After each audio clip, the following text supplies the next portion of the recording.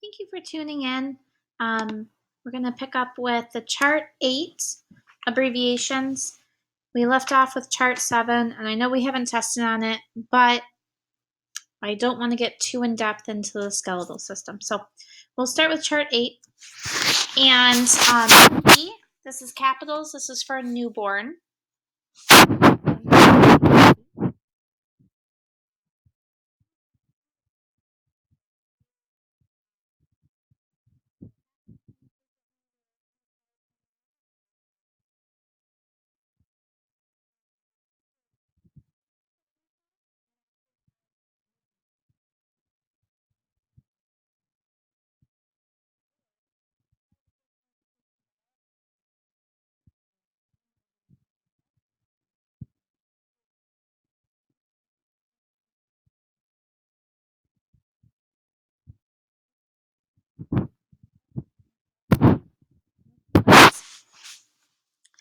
NEG, this is negative, none.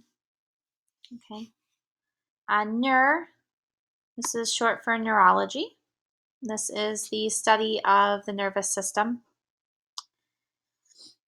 NG, nasogastric tube. So I found this super cool nasogastric tube video. And it's kind of gross, but it's kind of cool.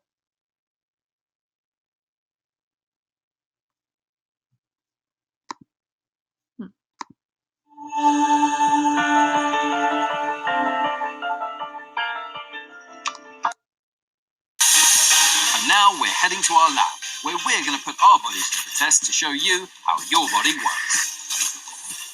That really hurts. Just don't try anything you see here at home. Your nose, mouth and stomach are all connected. If you've ever been sick and had vomit coming out your nose, you'll know this is true. But here's the proof.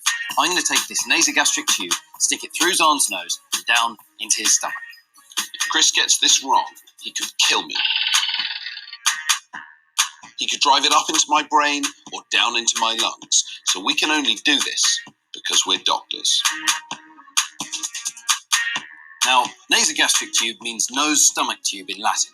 But the reason we don't call it a nose-stomach tube is because I have no idea why that is. Anyway, let's go. First things first, we need to get that tube into Zahn's stomach. These tubes are used in hospitals to feed patients who are too ill to eat normally. And this experiment will show you how that's possible. So now the tube is about here in Zahn. Yeah, right, so I feel like you're right in the middle of my brain now. I'm not. So can you see it at the back of my throat? Open up? Yes. All right, the tip is right at the back of your throat. After a bit more careful manoeuvring, the tube is now in Zahn's stomach. How are you feeling? It's like having a very bad cold, because obviously one nostril is literally completely blocked. And you look silly. Do I? I thought I looked quite cool. So, now the tube's in place, we're going to use it to prove your nose and stomach are connected. First, I'm going to drink some blue milk, and next some yellow milk. Now, inside Zahn, the blue and yellow milk are in his stomach, where the end of the tube is. To prove it, let's suck the milk back out through his nose with a syringe. We've got yellow and blue stripy milk. But hang on, what happens if we wiggle it just a little bit? I want to see you wiggle it. Nice move, Zahn. And the milk has turned green. So we've shown your nose, throat and stomach are all connected. And this means if a patient's too ill to swallow, doctors can use a tube like this to feed them. It's not nearly as nice as eating your food yourself, is it, Zahn?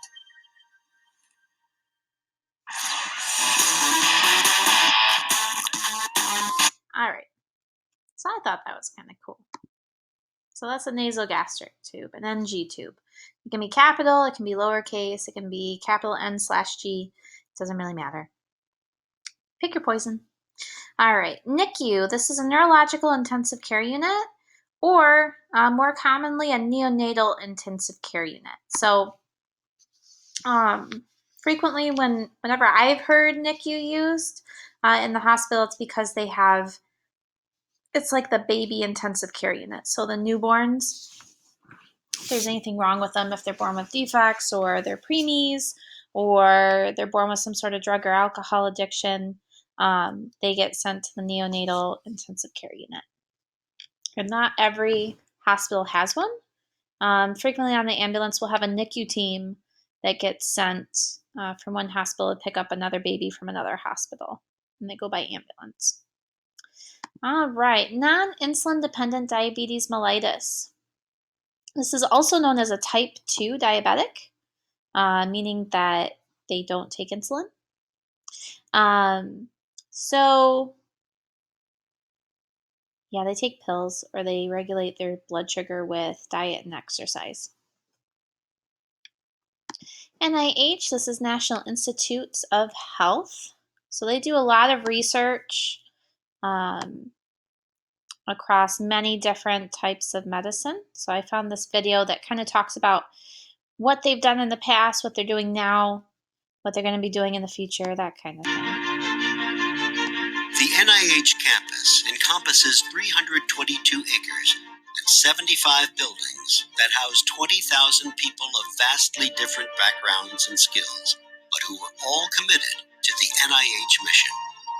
First, basic science in pursuit of fundamental knowledge about the nature and behavior of living systems. And second, the application of that knowledge to extend healthy life and reduce illness and disability. Our roots have humble origins, dating back to 1887 and a one-room facility called the Laboratory of Hygiene at the Marine Hospital in Staten Island, New York. In 1891, the laboratory moved to our nation's capital, occupying the top floor of the Butler Building, and then again in 1904 to a more expansive space at 25th and E Streets Northwest. In 1930, the Ransel Act redesignated the hygienic laboratory the National Institute of Health. With the generous donation of land by Luke and Helen Wilson, NIH moved to its current Bethesda location a few years later. In 1940, President Franklin Roosevelt dedicated the buildings and grounds from the steps of Building 1. The National Institute of Health speaks the universal language of humanitarianism. The role of NIH was further expanded by Roosevelt's signing of the Public Health Service Act in 1944. The National Institute of Health became the National Institutes of Health in 1948. Today, NIH encompasses 27 institutes and centers, each with a specific research agenda. It continues to be part of the Public Health Service, which in turn is part of the U.S. Department of Health and Human Services. Our mission, to expand fundamental scientific knowledge about living systems and apply this knowledge to promote health, lengthen life, and reduce illness, is supported through both our intramural and extramural programs. Intramural programs include research, training, and technology transfer by leading scientists at NIH facilities. On-campus research is often devoted to tackling high-risk health issues. The Clinical Center at NIH supports these efforts. This remarkable facility is the largest research hospital in the world and is devoted solely to research protocols. People from all over the world travel here in order to participate in groundbreaking research and treatment. NIH also supports research outside of our facilities through our Extramural Grants Program, which funds cutting-edge research by leading investigators across the country. The peer review process that evaluates these grants is the envy of the world because of its vigor and its ability to identify and support the very best science. Over the years, more than 140 Nobel Prize winners have been among those that have received support from NIH, a remarkable record of success. Landmark healthcare breakthroughs supported by NIH research include a significant reduction in mortality from heart disease and stroke, a sustained drop in cancer deaths, and the coordination of the Human Genome Project, which led to the mapping of the human genetic code.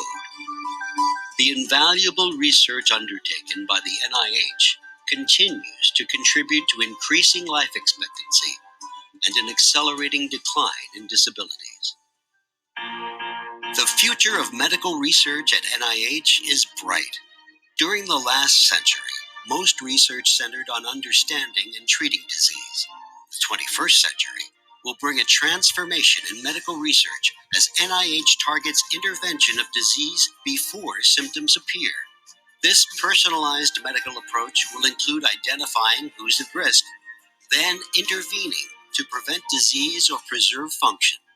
This will require a growing understanding of the molecular events involved in illness. The stakes are high, but the rewards are great. Improved quality of life, longevity, and a reduction in the cost of medical care.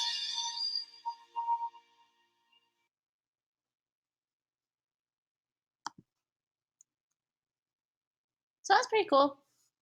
That's the NIH. All right. Nil is none. Nil.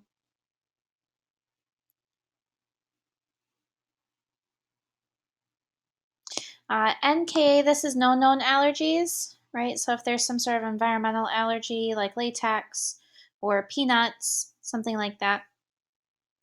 NKDA, this is no known drug allergies. Whenever I have a patient that doesn't have any medicine allergies, then I put NKDA in my report. My reporting software just automatically, there's not a selection for no known drug allergies. It's NKDA. So if you don't know NKDA, you're going to be searching for a really long time to find how to document that they don't have any allergies. NO, this is nursing office. Noct is at night. So like a nocturnal animal is like an owl. Nocturnal, noct means night. NP, this is nurse practitioner. This is a nurse that has a master's or a doctorate in practicing medicine. They can run their own clinic, they can own their own business, they can work in a clinic for somebody else, they can work in a hospital, all sorts of options there. NPO. So if you've ever been in a hospital room, when somebody's been hospitalized, on the board they'll write, this is the patient's name, this is the patient's nurse's name, these are the special diets that they have, these are their allergies. And then there would also be, say, if they couldn't have anything to eat or drink, okay, it would have NPO written on the board, and that means nothing by mouth. NS, this is normal saline. Normal saline. So, normal saline is like the fluid that they give, which is supposed to match your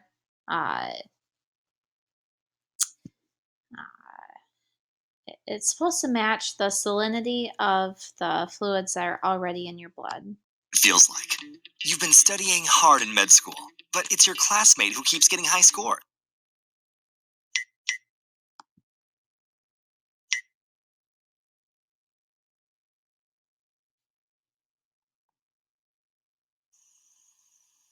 A lot of people feel very strongly about fluids. And if you talk to someone who really cares, there's going to be a lot of differences in tonicity, in which body cavity they're going to stay in, how much stays in the bloodstream, how much third space is, make it easy for yourself. When it comes to IV fluids, there's very few things you need to know. You can do one of three things. You are either going to give volume resuscitation, you're going to give maintenance fluid, or you're going to give free water. If your goal is to give volume, you think they're volume deplete, you have two choices. You either have lactated ringers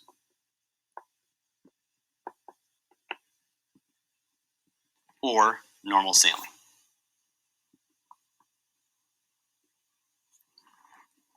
There is a theoretical risk with each one. It turns out that in general, normal saline is equal to lactated ringers for all intents and purposes. Let's talk about those theoretical differences so that you know about them, but also know that chances are it doesn't matter. Lactated ringers are considered the surgeon's fluid. The reason being that surgeons, especially during long procedures where the belly is open, they're losing a lot of fluid or they're bleeding, will need large volume resuscitation. In lactated ringers, there is potassium. In fact, every liter has 4 milliequivalents. Now, as an intern on medicine, you will be constantly repleting patients' potassium. 3.5, give them 40 milliequivalents. 3.2, give them 80 milliequivalents. Barely gets them to where you need to be. So feel this. We hand out 40 milliequivalents like it's candy. There's 4 milliequivalents in lactated ringers. That means you have to give someone 10 liters of lactated ringers, which is a lot, in order to give out that dose we give out like candy. Point is, even if they're end-stage renal disease, don't worry about the potassium in lactated ringers. It's good for volume expansion. Now, the reason why it's the surgeon's fluid is because quite often when they go to surgery, patients are otherwise well. They don't have kidney disease, and so you don't have to worry about the potassium. And they're going to give large volume. That large volume thing comes into play when we talk about normal saline. Normal saline has a strong anion gradient. And if you give a lot of it, you can induce an acidosis. Normal saline is considered the internist's fluid. There's no potassium to worry about.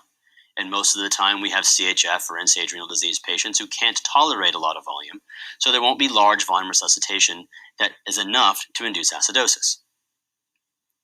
However, they are both equal. No study has separated the two for any one condition. I will make the argument that it is worth always using lactated ringers if you're going to give volume resuscitation. The reason being, the 2 times that as an internist you're going to give large volume resuscitation is going to be in septic shock and hemorrhagic shock. Now, there's debate on how much fluid we should give before we start pressors in septic shock. But if you're going to give 3, 4, 5 liters of fluid, it should be lactated ringers. And here's the theoretical justification.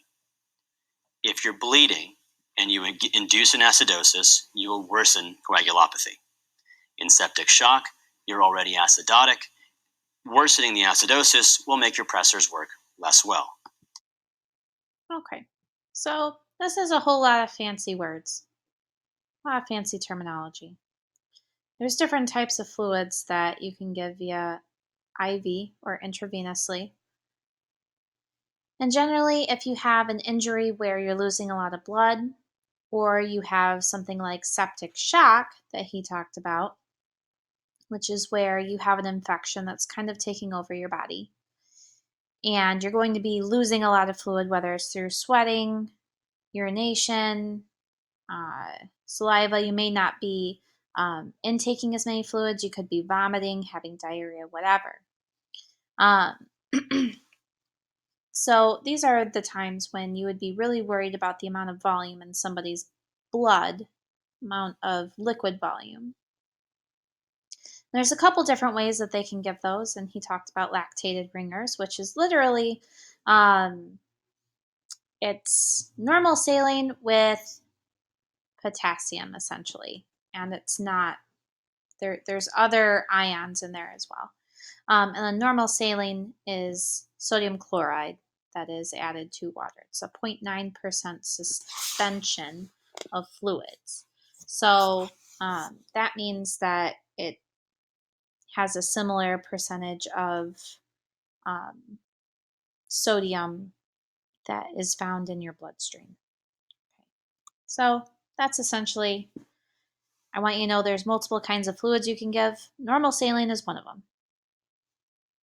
And we could give it for shock that is from bleeding out from an injury, or say if we're fluid depleted from something like septic shock, where you have a really bad infection. All right. And those are abbreviated N/S or NS. Either way, both uppercase. Nursery, this is NSY. Hospitals that have a labor and delivery ward have a nursery. Nausea and vomiting. Nausea and vomiting. So everybody's experienced this. It's abbreviated in capitals N/V or N&V. Nausea, vomiting, diarrhea. Now we have 3 signs and symptoms. There's no slash, there's no ampersands, it's just NVD, all capitals.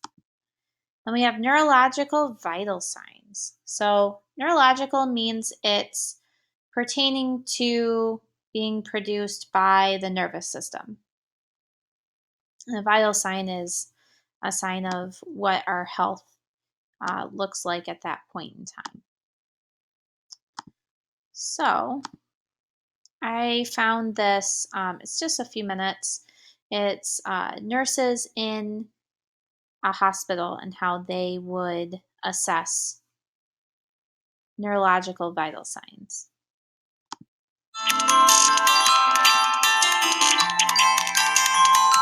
I'm Jennifer Frame. I'm a nurse on Neuro ICU here at OSF St. Francis Medical Center, and I'm going to perform a basic neurological assessment, or what we would consider our hourly neuro check. Hi, James. I'm Jennifer. I'm going to do a quick neuro assessment on you. Okay. Can you tell me your full name? James Buds. Okay. And where are we right now? In the hospital. Okay. Can you tell me why we're in the hospital? Stroke. All right. And what's today? Thursday. And who's the president? Trump. Okay. I'm going to have you show me your thumbs. Okay.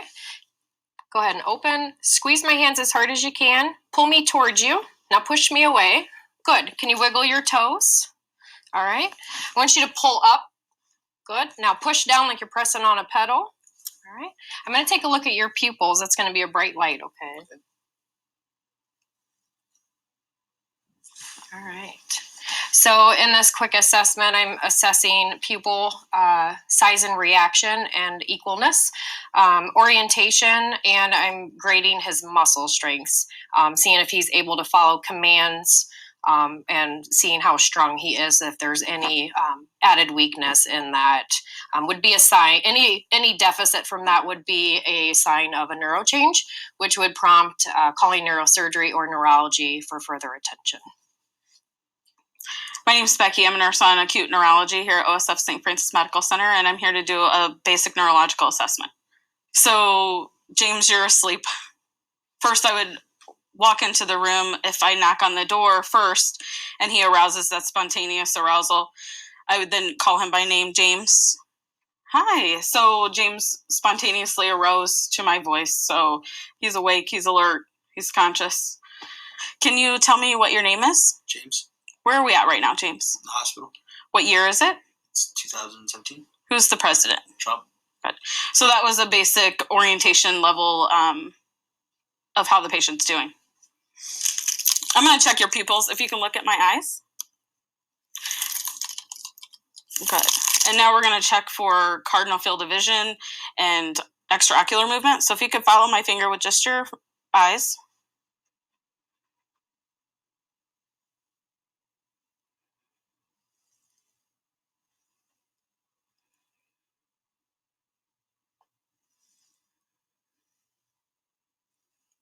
Good. Smile real big for me. Show me your teeth. Stick your tongue out. Move it left. Move it right. Puff your cheeks up like a blowfish. Don't let me push them in. Good. Close your eyes really tight. Squeeze them tight. Don't let me open them. Good. Now raise your eyebrows up like you're... Good, good, good. Can you shrug your shoulders for me? Don't let me push them down. Good. Push your face towards my hand. Good. Push your face towards this one. Perfect. Can you hold both your arms out with your palms up? I'm going to count to 10. Hold them there. 1, 2, 3, 4, 5, 6, 7, 8, 9, 10. Good. Touch your nose.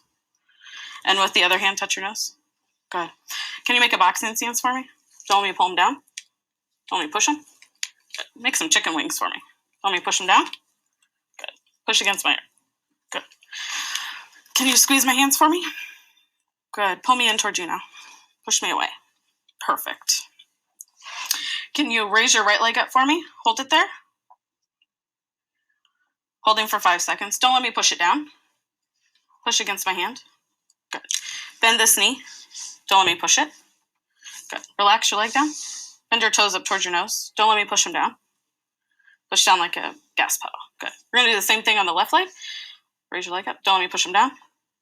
Push against my hand. Good. Bend this knee for me. Don't let me push it down. Good. You can relax your leg down now. Bring your toes up towards your nose. And push down like a gas pedal. Good.